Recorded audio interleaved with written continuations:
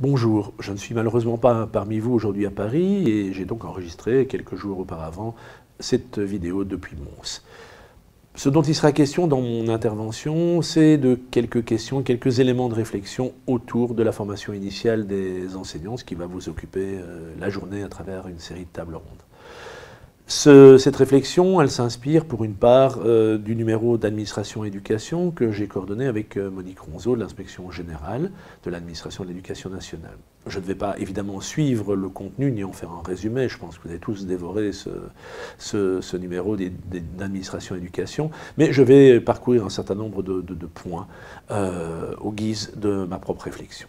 Alors, ce numéro n'est pas une évaluation de la mise en œuvre des SP, c'est une réflexion qui permet à différents acteurs de s'exprimer sur le sujet et de mettre à plat un certain nombre de discours sur la mise en œuvre et parfois d'entendre et d'avoir des réponses à un certain nombre de questionnements. Alors j'aurais pu organiser ma présentation autour des 5 questions, par exemple, qu'Alain Boissineau nous évoque dans ce papier qu'il offre à la revue.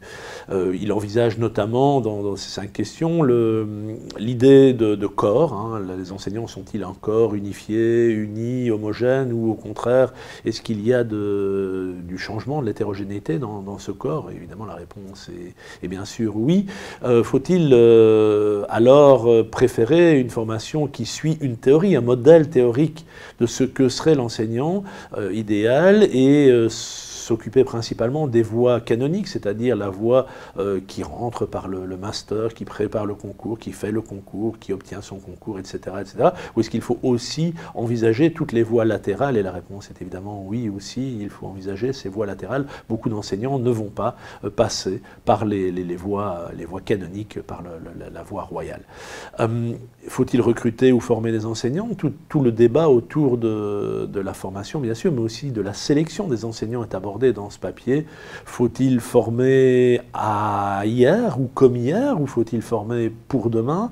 Et autre aspect important qu'Alain Boissineau traite dans son article, l'idée de l'hétérogénéité des profils professionnels. Mais je vais quitter le texte d'Alain Boissineau et emprunter mes propres voies. Alors, avant d'emprunter cette voie et ces questions qu'on pourrait très certainement se poser parmi toutes celles que vous poserez aujourd'hui, je pense qu'une façon d'entrer dans la matière, c'est d'aborder quelques principes et de d'abord tester si nous sommes d'accord avec ces principes.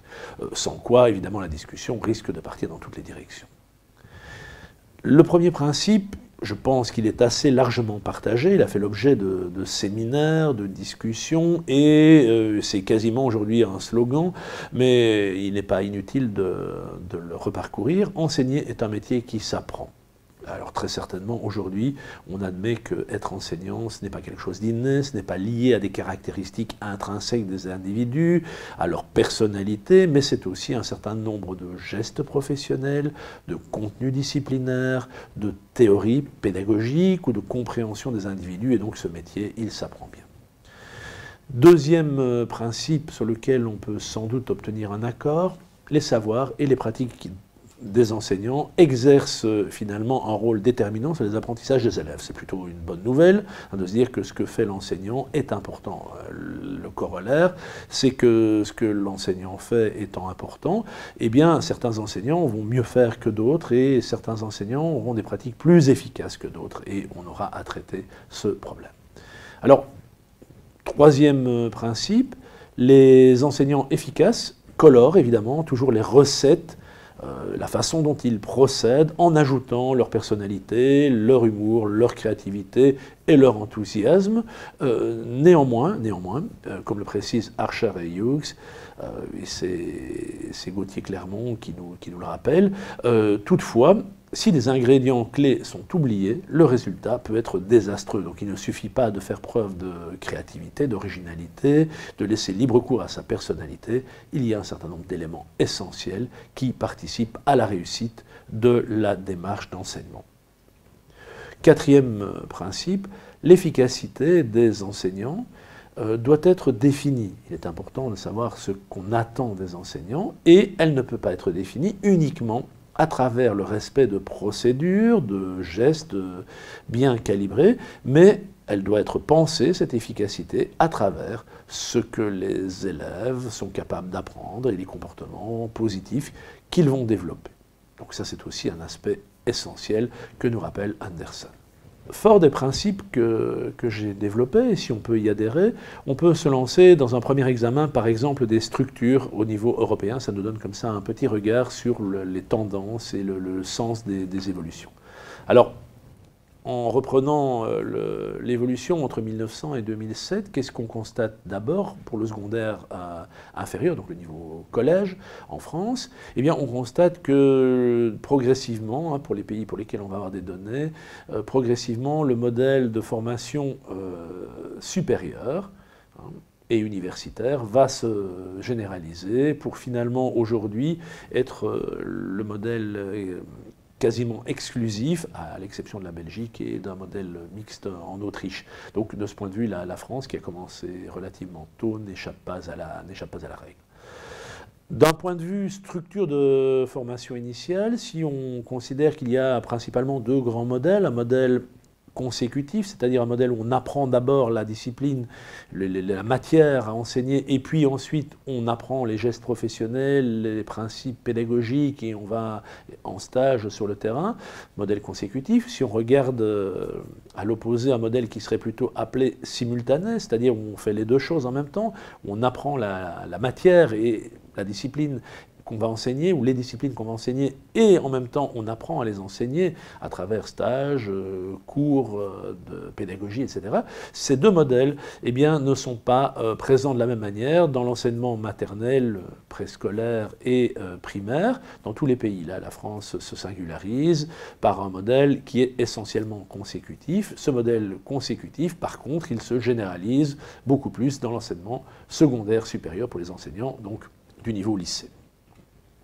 Alors, si on regarde ce qui est offert à la sortie, une fois qu'on est diplômé, et là je prends des données de 2013-2014, eh bien on remarque que dans pas mal de systèmes, le tutorat, donc c'est-à-dire l'accompagnement du néo-enseignant qui pourtant est diplômé, hein, qui a donc tout ce qu'il faut pour enseigner, eh bien cet accompagnement est obligatoire dans une majorité de pays, alors qu'en France, il n'existe pas ce type de formation, d'accompagnement obligatoire, le fonctionnaire stagiaire ayant déjà été stagiaire avant d'être diplômé.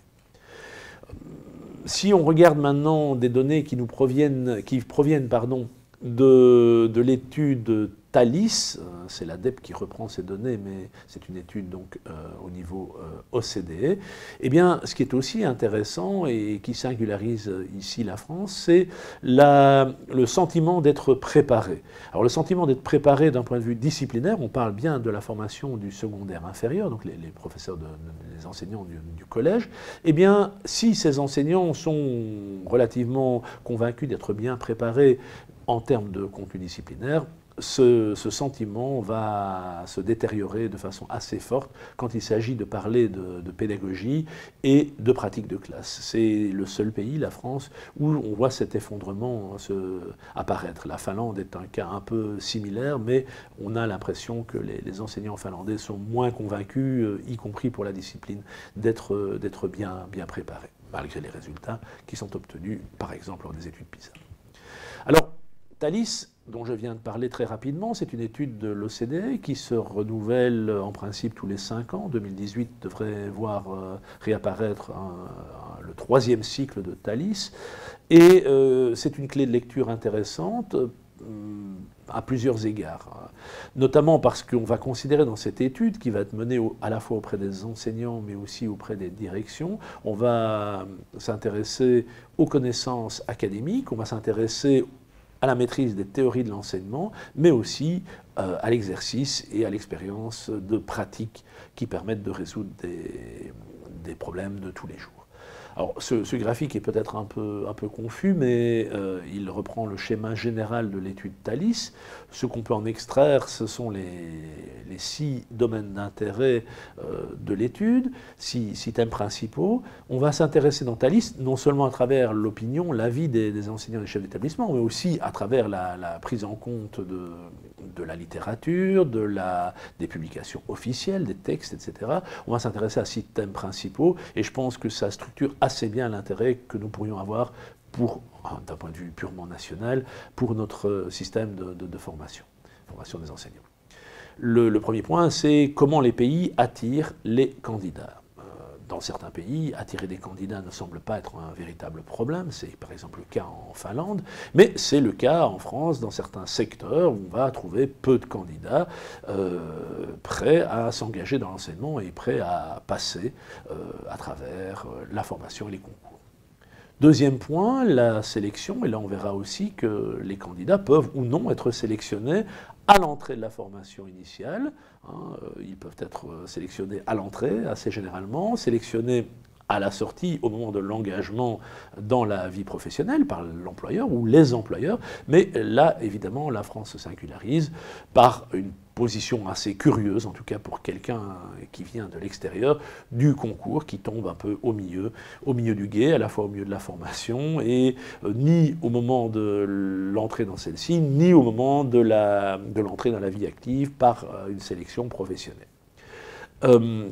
On va aussi s'intéresser à travers Thalys aux éléments de connaissances, à la combinaison des connaissances, des compétences que les systèmes éducatifs veulent mettre en œuvre, dont ils veulent doter leurs futurs enseignants.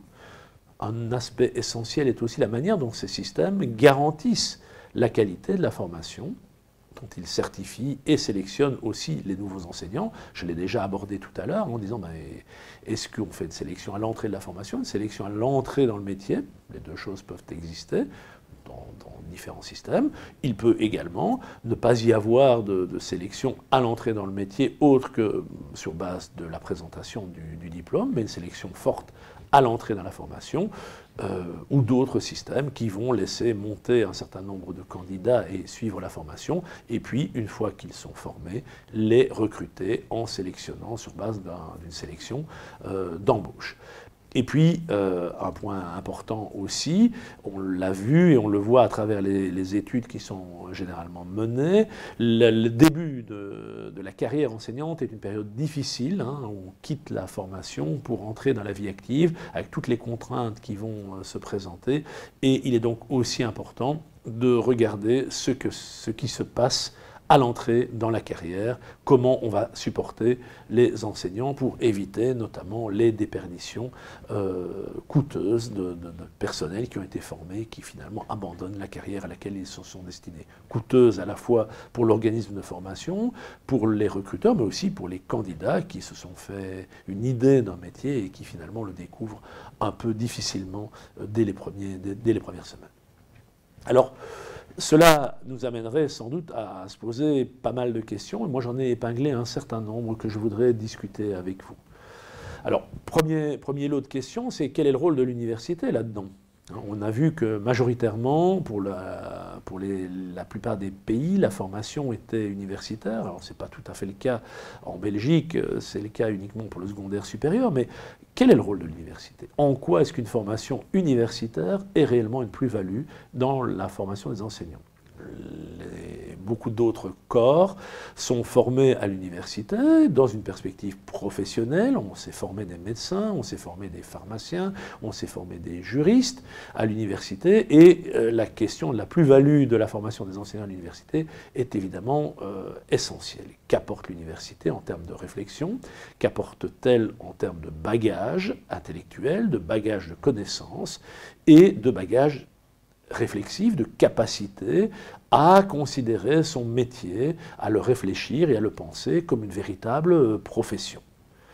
Deuxième ensemble de questions porte sur le rôle du futur employeur.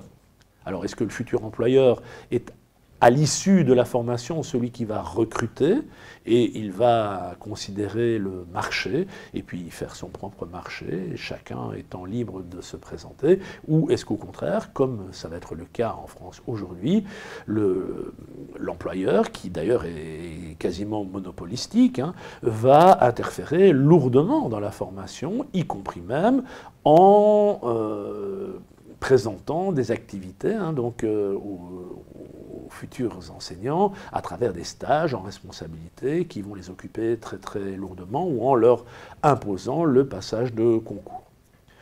Troisième grande question sans doute, comment est-ce qu'on évalue ces acquis des futurs enseignants, hein? Est-ce qu'on les évalue très tôt, au moment de la sélection, et on ne laisse entrer qu'un petit nombre dont on sait qu'ils ont beaucoup de chances de sortir diplômés et puis engagés?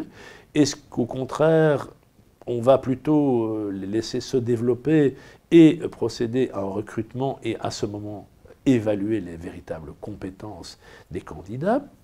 Est-ce que c'est l'université qui procède à cette évaluation, qui certifie les compétences des candidats comme étant de futurs bons enseignants, avec le bagage de départ, ou est-ce que c'est l'employeur qui, parce qu'on entre dans la fonction publique, doit procéder à ce recrutement et à ce concours? On voit que les différentes possibilités existent et qu'elles peuvent se cumuler.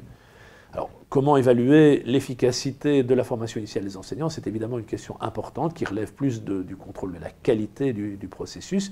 Mais évidemment, si on sait à quoi on forme et si on est capable de former des professionnels, dont on est aussi capable d'attester la qualité, on peut aussi se préoccuper de la qualité du dispositif de formation. Et c'est évidemment essentiel. C'est d'autant plus essentiel qu'on doit donner des gages aux employeurs.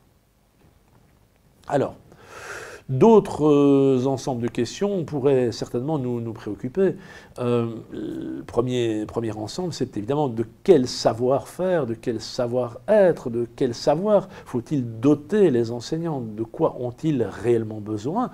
L'université a évidemment, à travers la recherche, un certain nombre d'éléments de réponse par rapport à cela et peut évidemment fournir un certain nombre d'indications, sélectionner, proposer certains profils. Mais évidemment, les employeurs ont aussi leur vision de cette question, et c'est sans doute à travers les référentiels de compétences, de savoir, de savoir-faire, qu'il faudra pouvoir mettre à plat ce genre de choses en respectant évidemment un dosage qui n'est pas simple entre les recommandations des employeurs et la volonté de l'université de former certains enseignants d'une certaine manière, avec la liberté qui la caractérise. Si je poursuis l'examen, quels gestes professionnels et comment les acquérir, c'est aussi une question essentielle. Il y a bien, si nous formons des enseignants qui sont des professionnels, il y a bien une problématique qui est liée aux gestes professionnels dans lesquels vont se reconnaître les membres de cette profession, qui se caractérisent donc par un ensemble de façons de faire reconnues. Et ces façons de faire reconnues, il faut donc pouvoir les faire acquérir aux néophytes, aux débutants. Cela pose également la question des stages. Que fait-on pendant les stages? Est-ce qu'on apprend en forgeant avec un maître de stage? Est-ce qu'on met en pratique de façon illustrative ce qu'on a appris de façon théorique entre les murs de l'université? Quels sont les rapports entre l'université et les maîtres de stage, les personnes qui reçoivent les stagiaires? Comment va-t-on évaluer ce qui est fait en stage? Quel est le lien entre la théorie et la pratique? Et comment fait-on un retour de cette pratique dans les murs de l'université pour réexploiter ces stages, les travailler, les digérer, et puis finalement construire de nouveaux savoirs grâce à cette pratique? Donc tous ces points sont évidemment essentiels. Cela pose aussi la place de la recherche dans la formation initiale des enseignants. Que va-t-on leur laisser voir? Si cette formation est réellement universitaire, alors quel contenu scientifique, quelle méthodologie, quel type d'apprentissage est-il essentiel d'aborder avec des futurs enseignants en termes de recherche en éducation, par exemple, ou dans les domaines de la recherche en éducation? Et puis une question qui n'est pas facile, évidemment, c'est à travers cette formation, que va-t-on montrer à voir, que va-t-on exposer, et surtout que va-t-on recommander aux futurs enseignants? Quel modèle d'enseignement et d'apprentissage va-t-on leur proposer? Et quel modèle va-t-on leur recommander? Éventuellement, quelles sont les erreurs ou les systèmes qui marchent moins bien que l'on va indiquer? Et tous les débats autour du socio-constructivisme, de l'instructionnisme et de l'enseignement explicite sont évidemment importants.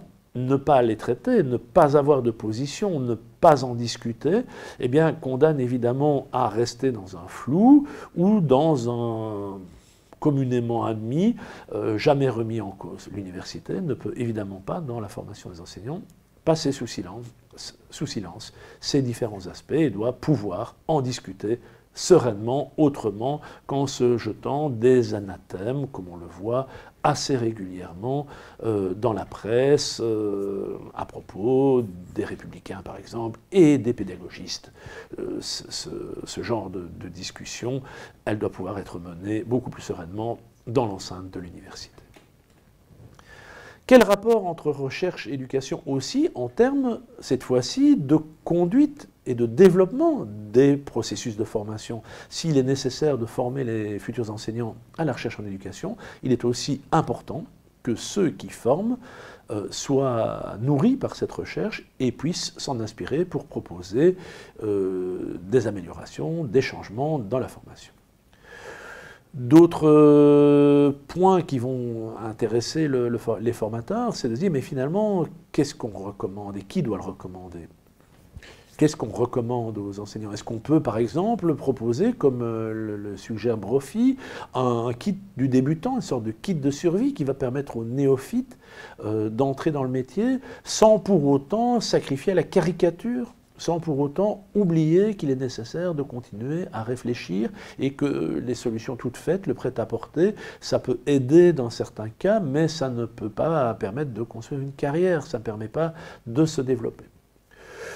Et pour cela, il faut évidemment doter aussi les futurs enseignants d'une capacité de réflexion. C'est les doter des moyens, un peu plus que simplement les connaissances de base qui sont nécessaires à enseigner, mais les doter aussi des moyens de réfléchir sur cette pratique. Et pas de réfléchir au sens d'une réflexion avide, hein, comme on a parfois vu se développer, cette réflexivité qui tourne avide, sans doute par une compréhension un peu caricaturale des travaux de Schoen sur le praticien réflexif. Se dire, mais si les enseignants doivent réfléchir, ce n'est pas tout seul et avide, c'est à partir de connaissances théoriques, de connaissances qui continuent à se construire. Et souvent, on prend le modèle médical, je pense qu'il est nécessaire de prendre ce modèle médical, en se disant, mais finalement, le médecin, bien sûr, il a des gestes, il a un certain nombre de savoirs, mais ces savoirs évoluent, ces gestes aussi, et ces gestes, ils sont liés à des situations, à des contextes.